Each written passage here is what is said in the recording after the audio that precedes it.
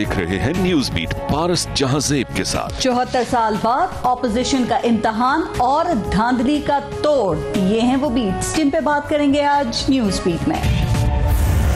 अस्सलाम वालेकुम, मैं हूँ पारस जहांजेब। अज़्म, इरादा, हिम्मत, जज्बा, जिद्दोजहद, जुनून, लगन, वलवला, जोश और अजीम क़यादत, जब ये अनासर एक साथ जमा हुए तो पाकिस्तान को आज़ादी मिली, अलग वतन मिला, पाकिस्तान मिला। पाकिस्तान को आज़ादी दिलाने पर कायदे आज़म मोहम्मद अली जिन्ना का शुक्रिया, इस वतन की खातिर कुर्बान होने वाले हर शहीद का शुक्रिया।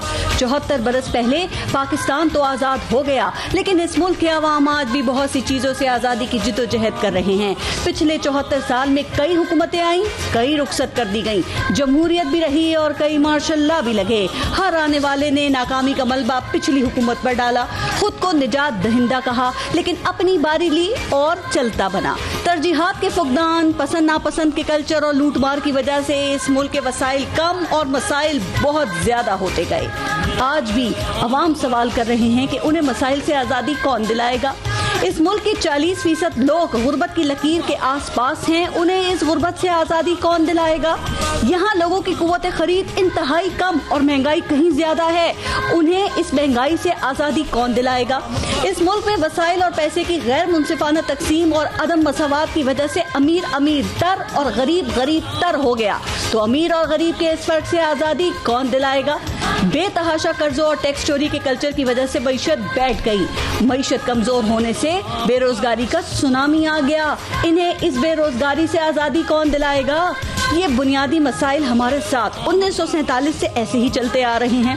उस वक्त पाकिस्तान एक नई रियासत थी, कोई सिस्टम नहीं था, लेकिन आज इतना वक्त गुजरने पर भी हम इन मसाइल से आज़ादी क्यों हासिल नहीं कर सके। आज प्रोग्राम में इस पर भी बात करेंगे और प्रोग्राम में हमें ज्वाइन किया है पाकिस्तान तहरीक इंसाफ से सेनेटर ओन अब्बास साहब ने, PMLN से हमें अताउल्लाह तारड़ साहब ने ज्वाइन किया है और सीनियर तज्जियाकार हैं हमारे साथ प्रोग्राम में आज इरशाद भट्टी साहब। अस्सलाम वालेकुम, बहुत बहुत शुक्रिया आप सबका। पहले एक ब्रेक लेंगे, देखते रहिएगा न्यूज़।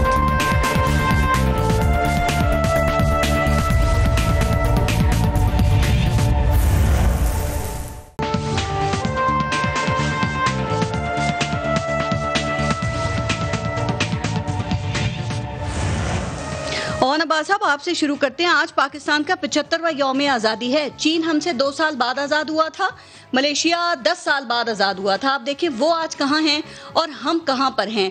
क्या वजह ये तो नहीं है कि हम अंग्रेज़ों से गुलामी हासिल करके अपनों की गुलामी में आ गए हैं।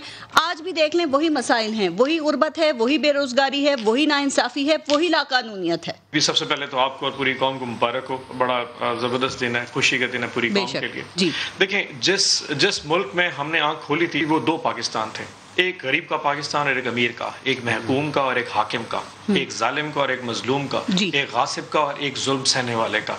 अल्हम्दुलिल्लाह अब हमारी हुकूमत को 3 साल होने को आ गए और यकीन जानी इस मुल्क को लूटने में या इसको ख़राब करने में उस सोच का था जिन्होंने हमेशा गुर्बत को बहाना बना के और गलियां और नालियां और उस सियासत को बहाना बना के इस कौम को ना ज़हनी तौर पे आज़ाद नहीं होने दिया। आप देखिए 1947 में जो आज़ादी मिली थी, हमारे जिस्म तो आज़ाद हैं, जहन आज भी हमारे मग़लूब हैं। आज अल्हम्दुलिल्लाह पाकिस्तान में एक ऐसे शख्स की हुकूमत है जो बारहा उसी चीज़ की तकलीद करता है जो कायद-ए-आज़म ने कहा था। अगर आपको उनकी आखिरी स्पीच याद हो जो उन्होंने 1 सितंबर को मेरे ख्याल अगस्त में या सितंबर में की थी 1948 में स्टेट बैंक में, तो उन्होंने कहा था कि पाकिस्तान जितनी मुश्किलों से आज़ाद हुआ है, इनमें लोग शहदा भी शामिल हैं, इनमें वो लोग जो हिजरत करें वो भी शामिल हैं, लेकिन सबसे पहले वो सोच है जिसमें मैं वो मुल्क देखना चाहता हूं जो शरई असूलों के मुताबिक हो।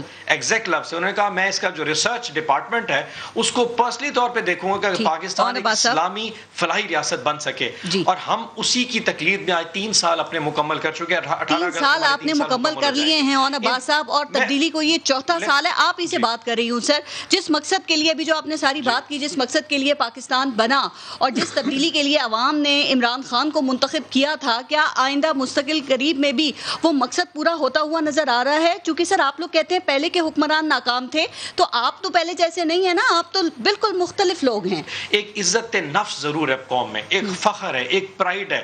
آپ پاکستانی ہونے کو اب فخر فیل کر سکتے ہیں. یقین جانیے آج سے 1.5 سال پہلے یا 2 سال پہلے جب مجھ سے میرے بچوں نے پوچھا نا کہ جی ابھی کیا کر رہے تھے, میں کہا تم پڑھنے جاؤ گے باہر یہ کرو گے, اب میرا دل کرتا ہے وہ باہر سے پڑھ کے اسی ملک میں واپس آئیں, اسی ملک میں رہیں, ہمارا جینا مرنا اس قوم کے لیے ہو. اب کم از کم وہ فخر آنا شروع, ہماری لوگوں کی کیپیسٹی بڑھ چکی ہے. اب ویسے بیانات کا وقت گزر چکا ہے اون عباس صاحب, اس قوم نے نا ہر ایک کو آزما کر دیکھ لیا ہے, اور آپ لوگوں نے بھی اگر ڈیلیور نہ کیا نا تو پھر یہ قوم میں بڑی شدید زبردست مایوسی پھیل جائے گی اور پاکستان کو اس کا بڑا نقصان ہوگا. ہم اس وقت انکمبنٹ گورنمنٹ ہے, ہم اس وقت بیٹھے ہوئے ہیں, 2023 میں سب سے زیادہ سٹیکس ہمارے ہیں, ہم دوبارہ کلیم ڈال رہے ہیں کہ 2023 میں ہم نے آنا ہے. اگر ہم پرفارم نہیں کر پاتے کسی بھی وجہ سے تو لوز یا فیلئر کا شکار تو ہم ہوں گے. سو ہم اس کو سمجھ سکتے ہیں کہ ہمیں عوام کے مسائل کو پہنچنا ہے, اور یہ آخری 2 سال بھی آخری 1 سال جو اب سے سٹارٹ ہو چکا ہے, چیزیں بہت بہتر ہونا شروع ہو جائیں گی. میں آپ کو یہ یقین دلا لوں, بھٹی صاحب بھی ذمہ دار ہیں اور طارق صاحب بھی کسان اور ذمہ دار ہیں. کسان کے حالات الحمدللہ بہتر ہے, کسان جھولیاں اٹھا کے پرائم منسٹر کو چلے میں آگے بات کرتی ہوں کہ کسان اور کاشتکار جو ہیں انہیں محنت کا پھل مل رہا ہے اور وہ کتنے جوش میں بھنگڑے بھی ڈال رہے ہیں, وہ ذرا آگے اس پہ بات کرتے ہیں. عطا طارق صاحب, صرف پاکستان تحریک انصاف کہتی ہے کہ عمران خان قائد اعظم کا دوسرا روپ ہے, نون لیگ کہتی ہے کہ میاں محمد نواز شریف قائد اعظم ثانی ہیں, تو جب سب کا آئیڈیل ایک ہی ہے تو اس آئیڈیل کا پاکستان بنانے میں کیا رکاوٹ ہے؟ وہ 6 لاکھ لوگ جو بارڈر کراس کرتے ہوئے ٹرینوں میں جن کو قتل کر دیا گیا, شہید کر دیا گیا, جو آج بھی ستلج, راوی, چناب, جیلم ان کو قبریں نہ نصیب ہو سکی مگر وہ دریا برد ہو گئے اور دریا میں ان کو جو ہے وہ دفن ہونا نصیب ہوا کہ وہ اس ملک کی خاطر اپنا گھر بار چھوڑ کے, اپنے مال مویشی چھوڑ کے, جس مقصد کے لیے انہوں نے یہ سب کیا وہ کیوں نہیں پورا ہوا تھا صاحب؟ میرا تو یہ خیال ہے کہ ہم پاکستانی قوم جو ہے نا یہ بڑی ریزیلینٹ قوم ہے. یہ جب کوئی مشکل میں آ جائے تو یہ نہیں دیکھتی کہ کون مشکل میں ہے, رنگ و نسل سے, مذہب و فرقے سے, ہر چیز سے بالاتر ہو کے وہ ایک ہو جاتی ہے. اور آپ نے ماضی میں دیکھا, میرا صرف آج یہ پیغام ہے کہ قوم کو ہم تقسیم مت کریں مزید. ہم نے بہت بھگت لیا, بہت پولرائزیشن دیکھ لی, ہم تھوڑی سی کو رواداری کو فروغ دیں, ہم تھوڑا سا کو بھائی چارے کو فروغ دیں. آج بھی آپ دیکھیں کہ ہم ایک دوسرے کے خلاف اتنا ہمارے اندر اناد بھرا ہوا ہے. اور دیکھیے میں کسی ایک پولیٹیکل پارٹی کی بات نہیں کرتا, کیونکہ کوئی ایک پولیٹیکل پارٹی صرف یہ کر بھی نہیں رہی ہے, سب نے اپنا اپنا حصہ اس میں برابر کا ڈالا ہے. آپ بھی کئی سال حکومت رہی ہے. ہمیں ذاتی اپنی اناد بغض سے آگے جانا ہے اور آگے جا کے آنے والی نسلوں کے لیے ایک بہتر پاکستان چھوڑنا ہے جو ہمیں ملا. یا آپ کی پارٹی نے کبھی اس بات کا تجزیہ کیا کہ اتنے سال آپ نے اس ملک کے اوپر حکومت کی ہے, آپ لوگوں سے غلطیاں کیا ہوئی ہیں, اور کیا یہ آج کے دن جب 75واں یوم آزادی ہے تو کیا بہتر نہیں ہے کہ ہم اپنی ذمہ داریوں کو قبول کریں اور ہم آگے بڑھیں؟ چونکہ جو کام آپ نے کرنے تھے, جو درست کام آپ کر سکتے تھے, آپ نے ان کو بھی تو صحیح نہیں کیا نا. چاہے کوئی ادارہ, کوئی شعبہ اٹھا کے دیکھ لیں یا اصلاحات کی کوئی بھی میں بات کر لوں, کس نے صحیح کرنا تھا سب؟ دیکھیے ایک ارتقاء کا پروسیس ہے جس کو ایوولوشن کہتے ہیں. جب تک ڈیموکریسی ایوالو نہیں نہ کرتی اور اس میں انٹرپشن آ جاتی ہے 10, 15, 20 سال کی, تو پھر لوگوں کے اندر بھی شعور جو ہے وہ کم ہو جاتا ہے. دیکھیے میں 4 دفعہ غلط کام کروں گا نا, 5ویں دفعہ میں ووٹ لینے نہیں جا سکتا اپنے لوگوں کے پاس, لوگ مجھے قطعاً ووٹ نہیں دیں گے. اور دیکھیے میں سمجھتا ہوں کہ ہم بہت آگے آ گئے ہیں. آج آپ ووٹ لینے جاتے ہیں تو وہ حالات نہیں ہے کہ کسی زمانے میں چودھری اپنے بندوں کو بھیجتا تھا اور آگے لوگ کہتے تھے ہم ووٹ دے دیں گے. میں صرف چھوٹی سی گزارش کر دوں, دیکھیں ہم نے چین کے ساتھ مل کے سی پیک پہ بہت کام کیا. اس ملک میں کراچی لاہور موٹر وے جیسے پروجیکٹس, آپ دیکھ لیں لوڈ شیڈنگ کا خاتمہ, مطلب آپ اٹامک ٹیسٹ سے لے کے مہنگائی اور غربت کو ختم کرنے کے لیے جو اپوزیشن کا کردار تھا وہ بھی آپ ادا کر لیتے, وہ بھی نبھا لیتے. یہ حکومت تو آپ لوگوں سے ڈرتی ہی نہیں ہے. سر میں آگے اس پہ آتی ہوں جو داخلی سیاست ہے, ذرا ارشاد بھٹی صاحب سے تھوڑی بات کر لوں. ارشاد بھٹی صاحب, آپ کو پتہ ہے کہ پاکستان کو آزاد ہوئے 7 دہائیاں ہو چکی ہیں. کیا خیال ہے کہ جو اس ملک میں بسنے والے لوگوں کے مسائل ہیں ان سے ان لوگوں کو آزادی کب ملے گی سر؟ کیا اپنی سیاسی وابستگیوں سے بالاتر ہو کر ہم بات نہیں کر سکتے ہیں؟ کیا جو سیاسی نظریہ ہے اس کے خول سے باہر نہیں نکل سکتے ہیں؟ سر اپنی غلطیوں کو تسلیم کرنے کا حوصلہ کیوں نہیں ہے ہم میں؟ یہ پہلی بات تو یہ ہے کہ ان 70,000 ماؤں بہنوں کو سلام جو اس تک پاکستان بننے کے لیے جن کو اغوا کر لیا گیا اور جن کی عزتیں لوٹیں. جی. اور طارق صاحب 6 لاکھ کہہ رہے ہیں, پاکستان بننے کے لیے 16 لاکھ لوگوں نے قربانیاں دی. ان سارے 16 لاکھ شہیدوں کو سلام اور ان غازیوں کو سلام. اور ملک کو ایٹمی قوت بنانے والے سارے کرداروں کو سلام، اس وقت بھی سرحدوں پر کھڑی فوج کو سلام، اور ان سارے لوگوں کو سلام جو اس ملک کے لیے مخلص ہیں، اور میرا تن من دھن اس پر قربان، میرے بچے بھی قربان.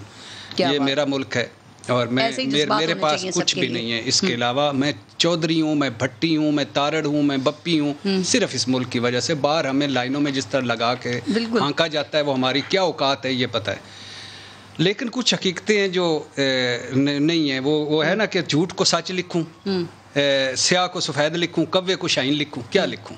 سچ بولنا پڑتا ہے. اس نیم آزاد نیم غلام قوم کو یوم آزادی مبارک. بے روزگاری بھوک سے تنگ آ کر خودکشی کرنے کی آزادی مبارک. پناہ گاہوں میں سونے، لنگر خانوں سے قطار میں لگ کر روٹیاں کھانے کی آزادی مبارک. انصاف کی جگہ تاریخ لینے کی آزادی مبارک. کم سن بچوں کے لیے چائلڈ لیبر کی آزادی مبارک. 5 سالہ بچی سے لے کر 75 سالہ بوڑھی تک کے ریپ کی آزادی مبارک. عوامی نمائندوں کو لوٹ مار، کرپشن، منی لانڈرنگ، ہنڈی، حوالوں، بیڈ گورننس، بیڈ پرفارمنس اور بد نیتی کی آزادی مبارک. 73 سالوں میں 3.5 مارشل لاؤں کی آزادی مبارک. اور تھانوں، کچہریوں، اسپتالوں، سکولوں میں ذہنی جسمانی تشدد اور توہین کی آزادی مبارک. یہ وہ ساری آزادیاں جو نہیں ہونی چاہیے. ہاں نہیں ہونی چاہیے. نہیں یہی ہیں ہمارے مقدر میں، یہی ہیں. اس سویلین سٹف کے ساتھ جو اس وقت ہمارا موجود ہے یہی ہوگا، کچھ بھی نہیں بدلے گا. یہ بول بچن ہے سارے عمران خان کے ہوتے ہوئے سب A to Z. وہ پی ٹی آئی سے بات کرو، وہ کہتی ہیں ہم تو ابھی میں کہہ رہا ہوں A to Z ابھی ان کو دے دو 60 نون لیگ سے سوال کرتے ہیں، وہ کہتے ہیں ہمارے کریڈٹ پہ سب کچھ قدم قدم پر میرٹ کی. پارٹی کہتی ہے ابھی اس پہ آتا ہوں، اس پہ آتا ہوں. آسمان سے گر کر کھجور میں اٹکے ہم 22 کروڑ کو آزادی مبارک. آگ سے نکل کر چولہے پر فرائی پین میں جلتے ہم لوگوں کو آزادی مبارک. کتوں گدوں کا مٹن کھانے، چوہے کے قیمے سے سموسے بنانے، مردہ جانوروں کی انتڑیوں سے کوکنگ آئل بنانے، ہسپتالوں کے ویسٹ سے 2 جملے، ہسپتالوں کے ویسٹ سے بچوں کے فیڈر بنانے کی آزادی مبارک. اور آخری ایک جملہ سن لیجیے گا، اس پہ غور کیجیے گا. آدھے پاکستان سے پورا قومی ترانہ سننے کی آزادی مبارک. کیا لگتا ہے آج سکوت ڈھاکہ بھول گیا نا، آدھا پاکستان پورا قومی ترانہ. ان کو شرم نہیں آتی کہ جو آدھا ملک 74 سالوں میں گوا دیا اور کیا کیا اپنا بنا لیا. اولادیں، جائیدادیں، پوشاکیں، ان کی کوئی ہم سے ملتی نہیں. یہ ہمارے لوگ نہیں ہیں. آپ عمران خان کی بات کر رہے ہیں، مجھے ان کے کارناموں، ان کی نیت پہ کوئی شک نہیں. عمران خان نے ایک دن بھی اپنے گھر کا بجٹ بنایا. عمران خان ایک دن بھی میرے یوٹیلٹی سٹور سے چیزیں خریدی. عمران خان ایک دن بھی جمعہ بازار گیا. عمران خان نے ایک دن پیٹرول بھرواتے ہوئے پوچھا یار پیٹرول کل اتنے کا تھا آج اتنا ہے. نواز شریف ایک دن بھی میرے اسپتال میں لیٹا ہو، قید میں لیٹے ہیں. شہباز شریف کا کینسر کا علاج ادھر سے نہیں ہو سکتا. مریم نواز کے بیٹے کی شادی یہاں نہیں ہو سکتی. یہ ہمارے بلاول بھٹو 1970 سے روٹی کپڑا کے مکان کے اس کے ٹرک کے پیچھے ہمیں بتی کے پیچھے لگائے، کب تک لائے گئے؟ میں معذرت چاہتا ہوں ان ساروں سے کہ آج کے دن، لیکن آج پاکستان بنا تھا، اس لیے میں آج یہ سارا کچھ کر رہا ہوں. کہ آپ کو لگتا ہے کہ 100ویں یوم آزادی سے پہلے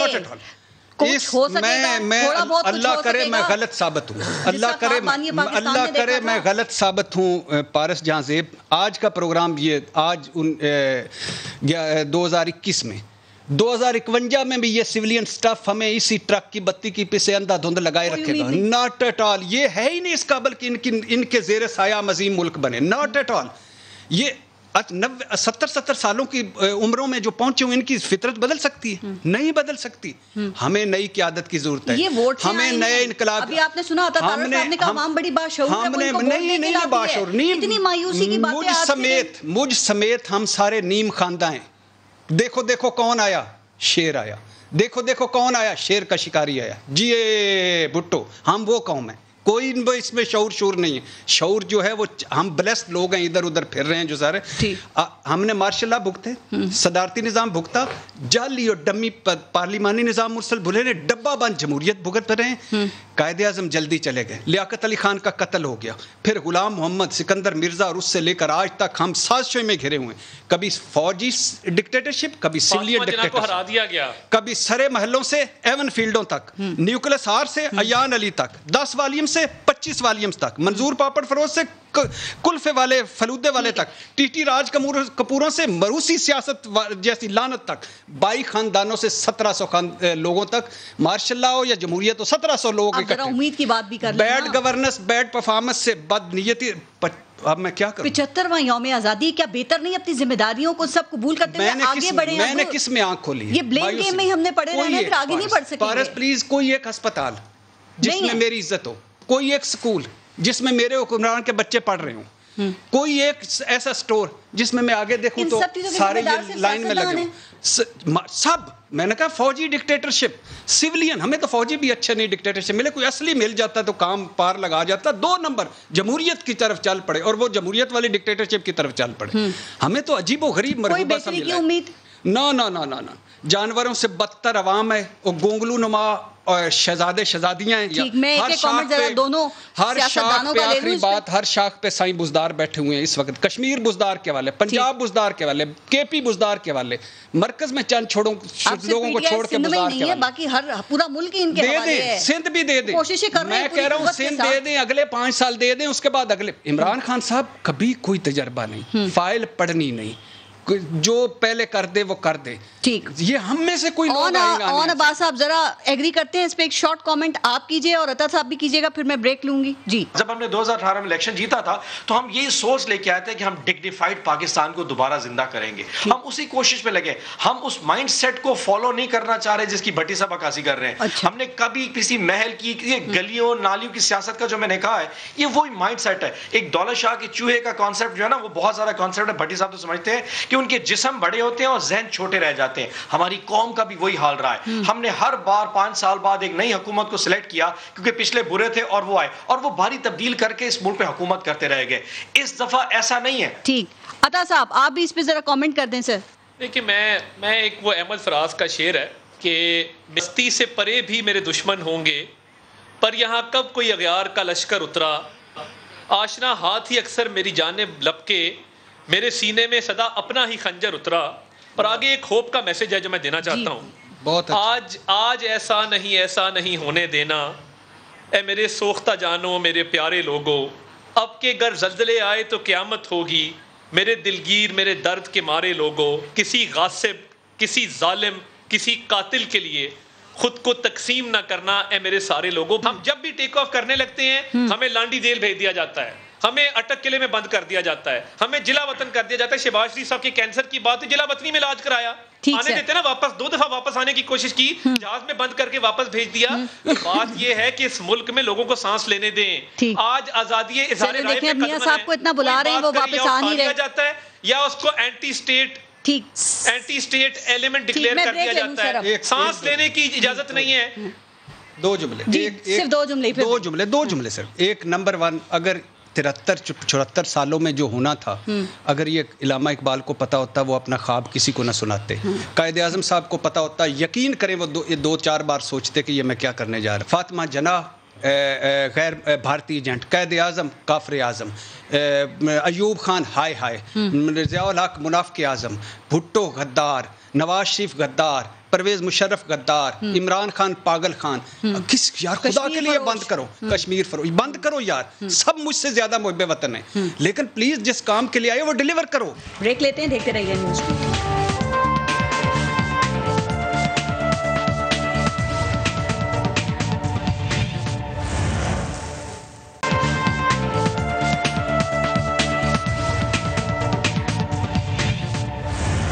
اچھا، اون عباس صاحب، پاکستان پیپلز پارٹی ارلی الیکشنز کا خدشہ ظاہر کر رہی ہے، گورنمنٹ میں بھی کچھ لوگ یہی بات کر رہے ہیں.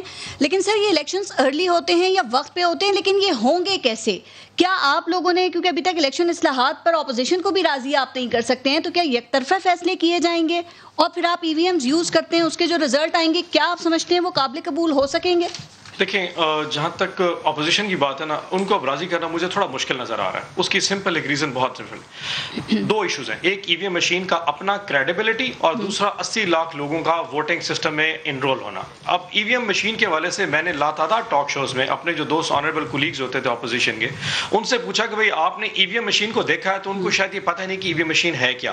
اور میں نے جب ان کو بتایا کہ جس طرح آپ بیلٹ باکس میں جا کے بیلٹ پیپر کے اوپر جا کے اسٹیمپ لگاتے ہیں، اسی طرح جا کے صرف بٹن دبانا ہے اور ایک پرچی نکلتی ہے جس پہ شیر یا بلہ یا تیر نکلے گا اور آپ نے اس کو بیلٹ کے ڈبے میں اندر پھینک دینا ہے اور اس کا کام صرف یہ کہ مشین جب کلوز ہو جائے گی اس میں سے کاؤنٹنگ کا نمبر نکل آئے گا, آپ نے بیلٹ والے ڈبے میں سے پرچیاں نکال اس کی کاؤنٹنگ کو ویریفائی کر دینا ہے, کیونکہ اس سسٹم کی کریڈیبلٹی اتنی زیادہ ہے کہ ہر وہ شخص جو سسٹم کو منور کر کے پہلے الیکشن جیتا رہا ہے اس کا اعتراض تو بنتا ہے. دوسرا یہ ہے کہ 80 لاکھ ووٹ اگر اوورسیز پاکستانی ووٹ کرنے کو آئیں تو پاکستان میں 272 حلقے ہیں جن میں الیکشن ہوتا ہے, تو کم از کم اگر ایوریج پہ برابری پہ بنیاد پہ تقسیم کیا جائے تو ہر حلقے میں 20 سے 25 ہزار ووٹ ہے جو نیا رجسٹرڈ ہوگا. اب ہار جیت تو ایسے حلقوں میں عموماً 5-5 ہزار پہ ہو جاتی ہے, اگر 25 ہزار نیا ووٹر آئے اور وہ ہیولی جیسے کہ ہم کلیم کرتے ہیں, آئی مے بی رانگ, میں اپنے اس میں کلیم میں غلط ہو سکتا ہوں, لیکن ہماری سوچ ہے کہ overseas Pakistani prime minister Imran Khan سے محبت کرتا ہے. سو اگر میں تارڑ صاحب کی جگہ یا کسی اپوزیشن میں ہوتا تو میں خان صاحب کو کہتا کہ سر دنیا ادھر سے ادھر ہو جائے, آپ نے اوورسیز پاکستانی کو ووٹ کا رائٹ نہیں دینے دینا. ٹھیک سر, لیکن دیکھیں 17 اگست یعنی منگل کے دن الیکشن کمیشن نے یہ جو الیکٹرانک ووٹنگ مشینز کی آپ بات کر رہے ہیں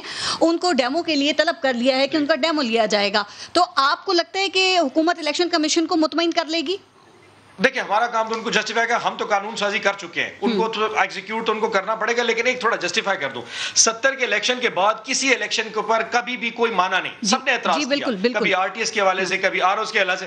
میرا پوائنٹ یہ کہ اگر آپ ٹرینڈ دیکھ لیں, آخری الیکشن جی بی کا الیکشن ہم جیتے, آزاد کشمیر کا الیکشن ہم جیتے, سیالکوٹ کا الیکشن, یہ الیکشن جیتنے کے باوجود اگر ہم الیکٹرانک ووٹنگ مشین پہ جا رہے ہیں تو ہم یہ کہہ رہے ہیں کہ اس وقت ٹرینڈز یہ بتا رہے ہیں کہ پاکستان تحریک انصاف الیکشن جیت رہی ہے, اس کے باوجود ہم اصلاحات پہ جانا چاہتے ہیں, تو آپ ہماری نیت پہ شک نہیں کر سکتے. نیت پہ ہی شک ہے. اگر ہم ہار رہے ہوتے, اگر تارڑ صاحب اس کے بعد پوائنٹ یہ ریز کریں گے کہ ہم بہت سارے بائی الیکشن ہارے, ہم نے کسی الیکشن پہ یہ نہیں کہا دھاندلی ہوئی ہے, ہمارا پوائنٹ یہ تھا کہ سسٹم میں کبھی کوئی نہ کوئی اعتراض ضرور کرتا رہا ہے, ایسا سسٹم ڈیولپ کرتے جس میں کوئی اعتراض نہ کرے. دیکھیں سسٹم جتنا صاف ہوگا اس طرح کے لوگ سر, یہ اپوزیشن اس معاملے کو لے کر اگر سپریم کورٹ چلی گئی, سپریم کورٹ نے آپ کے خلاف فیصلہ دے دیا جیسے کہ سینٹ الیکشن میں اوپن بیلٹ کے وقت ہوا تھا, تو آپ لوگ کیا کریں گے؟ یہ بڑا پیچیدہ اور لمبا معاملہ, اس لیے میں آپ سے یہ سوالات کر رہی ہوں جسے آپ بڑا آسان سمجھ رہے ہیں. پریزمپشنز میں جانا گورنمنٹ کا کام تھا, ایک چیز کو انیشیٹ کرنا, اس کو انوینٹ کرنا, اس کے بعد اس کو ایگزیکیوشن کرنا, قانون سازی کرنا, اپروو کرنے کے بعد الیکشن کمیشن کو دے دینا. کر رہے ہیں ان چیزوں کو. طارڑ صاحب کو جب نہیں ہم نے کہا ہم نے اس کے اوپر میجورٹی کے ساتھ اپروو کر کے بھیج دیا, اب آگے ایگزیکیوٹ کرنا الیکشن کمیشن کا کام ہے. اب اس میں کل کو کیا کیا ہوتا ہے اس کو میں پریم نہیں کر سکتا, لیکن ہمارا پوائنٹ یہ کہ ہماری نیت صاف ہے, ہم آلریڈی الیکشن جیت رہے ہیں اور ہم سمجھتے ہیں کہ اس کو ہونا چاہیے. اعتماد کا ہی فقدان ہے. اب آپ نے اس کو کیسے ایڈریس کرنا ہے گورنمنٹ نے, یہ دیکھا جائے گا. عطا طارڑ صاحب, 17 اگست کو الیکشن کمیشن نے الیکٹرانک ووٹنگ مشینز کو ڈیمو کے لیے طلب کر لیا ہے. سر, اگر اس حکومت نے ان کو مطمئن کر دیا تو پھر آپ لوگوں کے پاس کیا آپشن رہ جائے گا؟ کیا سپریم کورٹ جائیں گے, سڑکوں پہ احتجاج کریں گے, یا الیکشن کا بائیکاٹ کریں گے؟ دیکھیے یہ ایک بڑا براڈ ایشو ہے, اور اس حکومت نے نا بدقسمتی سے الیکشن کمیشن کو شاید سمجھ لیا ہے کہ حکومت کا کوئی ذیلی ادارہ ہے. دیکھیے یہ ایک آئینی ادارہ ہے, اور جو چیف الیکشن کمشنر کی پوسٹ ہے وہ ایک کانسٹیٹیوشنل پوسٹ ہے.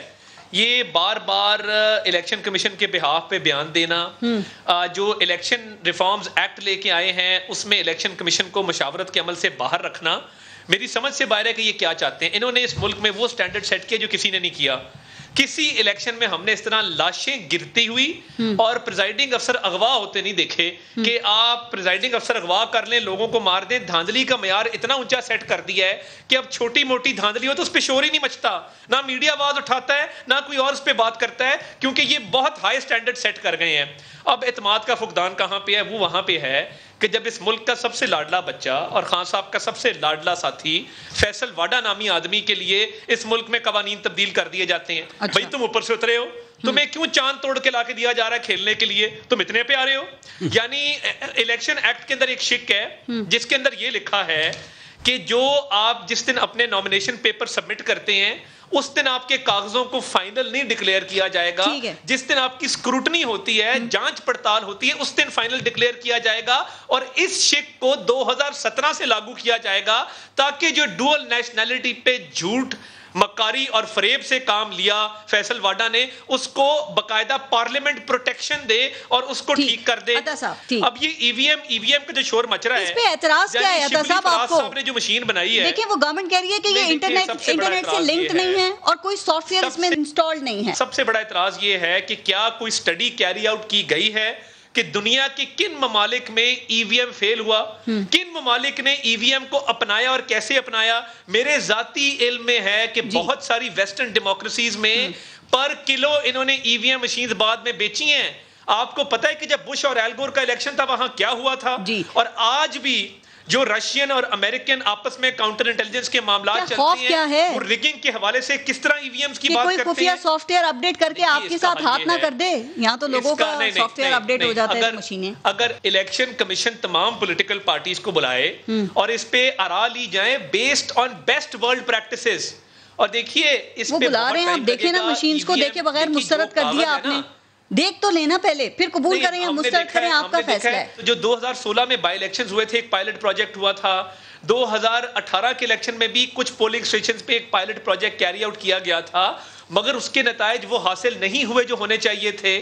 تو دیکھیے یہ میں سمجھتا ہوں صاحب کہ اگر ایک ٹیکنالوجی فلاپ ہو گئی, فیل ہو گئی, تو کیا دوسری جو بالکل مختلف ٹیکنالوجی ہے آپ یہ جواز دے سکتے ہیں کہ یہ بھی فیل ہو جائے گی؟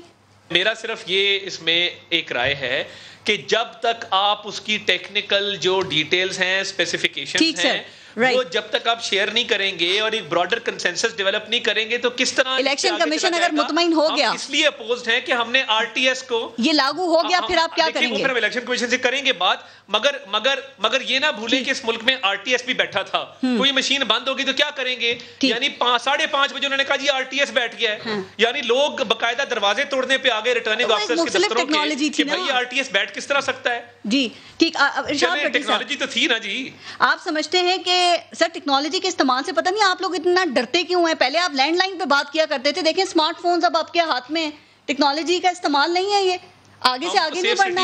آپ چاہتے ہیں پرانے سسٹم کے تحت الیکشن ہو, پکڑے جاتے ہیں, پھر آپ نے دھاندلی کا رونا ہے, اسی کا سہارا لینا ہے آپ نے. اس ملک میں ٹیکنالوجی سیف سٹی پروجیکٹ ہم لے کے آئے, زینب کا قاتل اس سے پکڑا گیا, اس کے بعد کیپٹن مبین شہید کا جو مجرم تھا وہ اس سے پکڑا گیا. میں ذرا بڑی ٹیکنالوجی انٹروڈیوس کی ہے.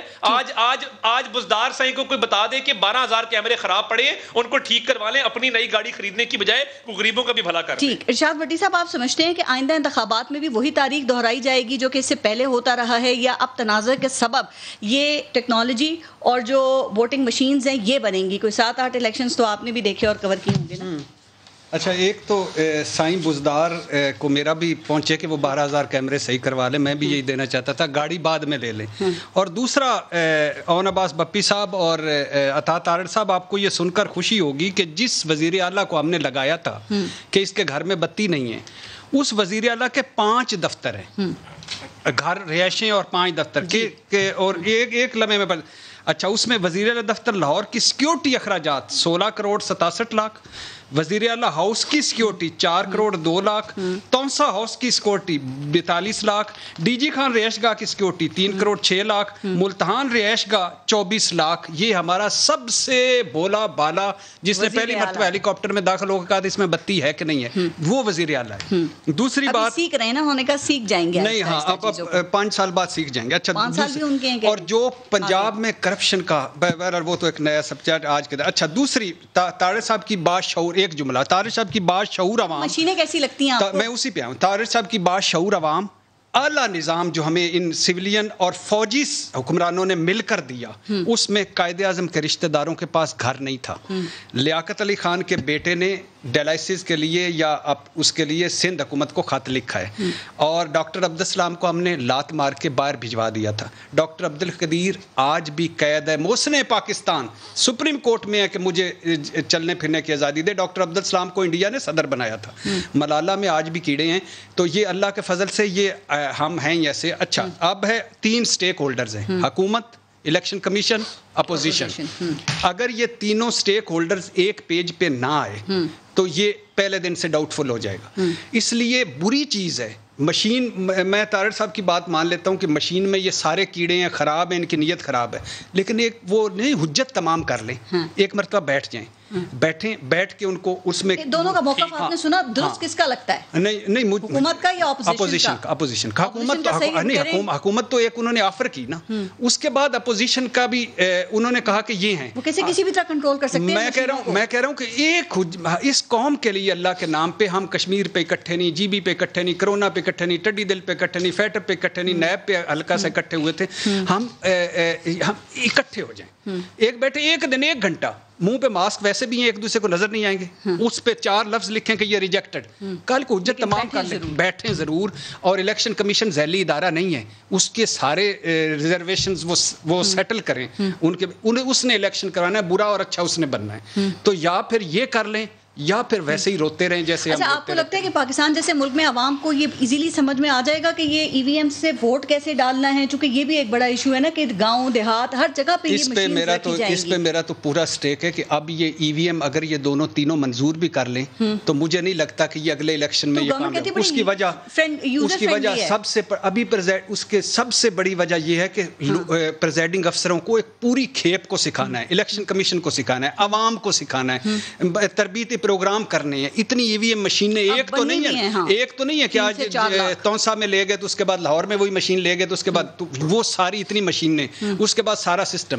ٹائم بہت تھوڑا ہے اس کے لیے, تو 8 سے 12 مہینے. آپ کو لگتا ہے ارلی الیکشنز ہو سکتے ہیں, چونکہ پی ٹی آئی میں بھی کچھ لوگ یہی بات کر رہے ہیں گورنمنٹ میں, اور بلاول بھٹو بھی یہی خدشہ ظاہر کر رہے ہیں, تو پھر کیسے ہوں گے اس ای وی ایمز کے تحت وہ الیکشن؟ طارق صاحب سے معذرت کے ساتھ 2 تھیوریاں چل رہی ہیں. ایک تھیوری میرا تو ابھی بھی یہ ماننا ہے کہ مسلم لیگ نون ابھی بھی نمبر 1 جماعت ہے. اچھا, پنجاب میں؟ ہاں, پنجاب میں. اس کی حالانکہ یہ 9-10 جو سیٹیں 9 کشمیر مہاجرین کی سیٹیں ہارے, سیالکوٹ ہارے, جی بی ہارے, کشمیر آ گئے, لیکن سینٹرل پنجاب باقی سارا, اور پی ٹی آئی کی گورننس پرفارمنس, اور پی ٹی آئی کی گورننس پرفارمنس, اور میاں صاحب کا نہ آنا, اور میں پھر ہاں وہ فرق پڑا ہے, مریم صاحبہ کا وہ فرق پڑا ہے, دونوں کا وہ جو کنفیوژن ہے آپس میں وہ فرق پڑا ہے, گدی نشینی کی جھگڑے پہ فرق پڑا ہے, وہ تو فرق پڑا ہے.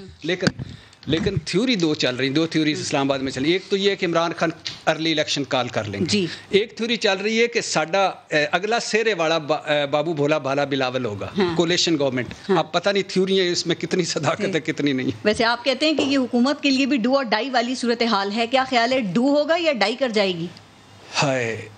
اون عباس بپی سے معذرت کے ساتھ اس وقت تو ڈائی کر رہی ہے. ڈو کی کوئی امید نہیں ہے آگے؟ 2 سال ہیں ان کے پاس, 2 سال بھی کہتے ہیں ہمارے ہی ہیں. 10 سال کا پلان میں کہہ رہا ہوں کہ اللہ کرے اگلے 50 سال ان کی ہوں, مگر اس کے لیے پرفارمنس, گورننس, اور ہم بھی یہی کہتے تھے, تب پتہ نہیں لگتا موقع پہ. اون عباس صاحب, کیا پرفارمنس گورننس ایسی ہے کہ اگلے 5 سال بھی حکومت مل سکے؟ ہمارا ایمان ہے اور اللہ سے پوری امید ہے کہ جتنی نیت سے, جتنے شوق سے کچھ کرنا بھی پڑتا ہے, محنت کر رہے ہیں. اور محاذ ایک نہیں ہے, محاذ افغانستان بھی ہے, محاذ مہنگائی بھی ہے, معیشت بھی ہے, اپوزیشن پی ڈی ایم بھی محاذ ہے, بہت سارے محاذ ہیں, لیکن الحمدللہ مہنگائی کم کر دیں بس. آپ اتنی طاقت دی ہے کہ ان تمام محاذوں پہ ایک ہی ٹائم کے اوپر فائٹ کر سکتے ہیں. 3 سال سے وزیر اعظم مہنگائی کو کنٹرول کر رہے ہیں لیکن پکڑ نہیں پا رہے اس ایشو کو. سر کیا بھول جاتے ہیں نوٹس لے کر؟ نہیں, پکڑنے ایشوز بہت سارے ہیں نا. میں آپ کو تھوڑا سا بتاؤں, جیسے آج کمپٹیشن کمیشن آف پاکستان 44 ارب روپیہ شوگر ملوں کے اوپر فائن کر دیا. اب یہ وہ مافیاز ہیں, ان کو کنٹرول ایک رات میں نہیں کیا جا سکتا. انہوں نے ان کو 10 سال کا جرمانہ کیا ہے, 5% ٹیکس لگایا ان کے اوپر, جو ان کا سیلز ٹرن اوور 1 سال کا ہوتا ہے 44 ارب روپیہ. آپ کے مہنگائی بھی ہو جائے, گورننس بھی ٹھیک ہو جائے, اکاؤنٹیبلٹی بھی ہو جائے, کرپشن بھی پکڑی جائے, سسٹم میں سے صاف ستھرے لوگ بھی آ جائے. یہ کام ایک رات میں نہیں ہونا. آپ پرانے پاکستان کو 70 سال برباد ہوا, 3 سال میں آپ ہم سے حساب مانگ رہے ہو 70 سال کا. تھوڑا سا اسپیس دے. اور میں نے آپ کو پہلے کہا, اگر اس سسٹم کا فیل ہوتا تو فیلئر ہمارا ہوگا, پاکستان کا تو جو اللہ انشاءاللہ وہ ہوگا, سسٹم چلے گا, ہم اپنے اس سسٹم کا نقصان کر بیٹھیں گے. سو آج کے دن میں میرے خیال میں یہ تجدید کرتے ہیں کہ اللہ ان کشمیریوں کے لیے جو 80 لاکھ کشمیری جو ایک دنیا کی سب سے بڑی جیلیں پھنسے, ان کو بھی انشاءاللہ اللہ جو ہے نا ہمت دے اس فاشسٹ کے خلاف لڑنے کی, اور اس ویلیو کرتے ہیں اس ملک کو کہ اللہ اس کو بھی نہیں نظر آتا آپ کو ملک کی سمت درست ہے. وزیر اعظم کہہ رہے ہیں ریکارڈ موٹر سائیکلز, ریکارڈ گاڑیاں بک رہی ہیں. آپ کہہ رہے ہیں لوگ تباہ ہو رہے ہیں, مہنگائی سے پریشان ہیں, لوگ تباہ ہو رہے ہیں, مہنگائی سے پریشان ہیں. تو یہ گاڑیاں موٹر سائیکلز کون خرید رہا ہے؟ یہ ویسے موٹر سائیکل بیچ کر آٹا, اور اگر آپ نے کبھی کسی کو گاڑی کھاتے دیکھا ہے کبھی؟ میں نے تو نہیں دیکھا. یعنی امیر کے لیے گاڑی سستی ہے, غریب کے لیے روٹی مہنگی ہے. گندم کا بمپر کراپ ہوتا ہے, کسان اناج اگا گا تھک گیا ہے, مگر آپ کے مافیاز ایسے ہیں کہ آج آٹا جو ہے وہ 85 سے 95 روپے کے درمیان ہے. گنا آپ کہتے ہیں بمپر کراپ ہوا ہے, یہ بھی مافیاز کی بات کی. چینی 100 روپے سے میرے بھائی نیچے کیوں نہیں آتی, اس کو کون سے پر لگے ہوئے ہیں. اور ابھی آپ کے ٹی وی پہ ٹکر چل رہے ہیں کہ آج پھر 2 روپے اور کچھ پیسے پیٹرول کی قیمت میں اضافے کی خبر سال کر دی. ابھی تھوڑی دیر بعد ان کا کوئی ترجمان آئے گا اور وہ کہے گا کہ ہمیں فرشی سلام کرو, ہمارے سامنے جھکو, کیونکہ ہم آپ کو چاہتے تو ہم 15 روپے یکمشت بھی بڑھا سکتے تھے. ہم نے آپ پہ کمال مہربانی کی ہے, احسان عظیم کیا ہے کہ ہم 2 روپے کر کے پیٹرول بڑھا کے آپ پہ یہ بم گرا رہے ہیں, اور آپ ہمارے شکر گزار ہو. میری سمجھ سے باہر ہے 90 دن میں کرپشن ختم کرنے کی دعوے دار حکومت, اس نے پنجاب میں بزدار کا پرنسپل سیکرٹری وہ فرد لگایا ہے. میں دعوے سے کہتا ہوں کہ deputy commissioner D P Os ٹھیکے پہ لگ رہے ہیں, منہ مانگی قیمت پہ لگ رہے ہیں. اینٹی کرپشن میں افسران منہ مانگی قیمت پہ لگ رہے ہیں. پیسے دو پوسٹنگ لو کا آج کل سلوگن چل رہا ہے. یعنی یہ سائیں بزدار آپ کو اندازہ نہیں اربوں پتی آدمی بن گیا ہے, کوئی اس کی کرپشن کا نوٹس لینے والا نہیں ہے. میرے شہر میں کوڑے کے ڈھیر لگے ہیں, پبلک سروس نہ ہونے کے برابر ہے. بھٹی صاحب کا بھی فیوریٹ ہے. بھٹی صاحب ایک بات آخری بتائیں, آخری دفعہ گاڑی کب خریدی تھی آپ نے, کب اپڈیٹ کی اپنی گاڑی, کیونکہ وہ کہہ رہے ہیں ریکارڈ گاڑیوں کی سیل ہوئی, تو آپ نے بھی کوئی خریدی ہے؟ نہیں, میں تو اب موٹر سائیکل خریدنے لگا ہوں, اتنے سستے ہو گئے. اور میں نے گاڑیوں والے بائک پہ آگے میں آٹا ختم کر کے, چینی, دالیں, گھی ختم کر کے موٹر سائیکل خریدوں گا, اور عطا صاحب کو کھا کے دکھاؤں گا, پہیے کی طرف سے اگلے پہیے کی طرف سے پیچھے کھاتا جاؤں. بائک پہ ہی رہیں گے یا بائک سے سائیکل پہ جانے کا؟ پھر سائیکل پہ آ جاؤں گا, کیونکہ نہیں میرا وزیر اعظم نے کیا کہا تھا, میرے وزیر اعظم نے کیا کہا تھا, ڈنمارک کا وزیر اعظم سائیکل پہ جاتا ہے, اب قوم سائیکل پہ جائے گی. پیٹرول چھوڑو جی, مہنگا ہو گیا, کیا ہو گیا, گولی مارو. بالکل ٹھیک ہے. ارشاد بھٹی صاحب, اون عباس صاحب اور عطا طاہر صاحب, بہت بہت شکریہ آپ سب کا پروگرام میں شرکت کے لیے. اپنا اور اپنے ملک کا خیال رکھیے. پارس جہاں سے کو اجازت دیجیے.